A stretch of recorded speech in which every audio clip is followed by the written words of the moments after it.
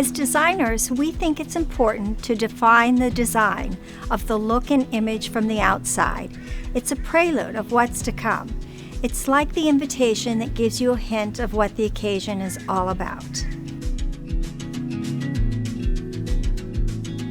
This lovely traditional home used to have gray shutters and not a lot of personality. We wanted it to tell more of a story about who lives here. So we punched up the color on the shutters and the doors because who doesn't like cobalt blue? And now it says, let's have fun. Next, we wanted to define our space and give it more interest. We designed and had built the simple gate and unique vintage finials we found online. Now the whole property is fenced, and if you were trying to keep dogs or kids in, you could add wire mesh if you needed. Ours was just for the look.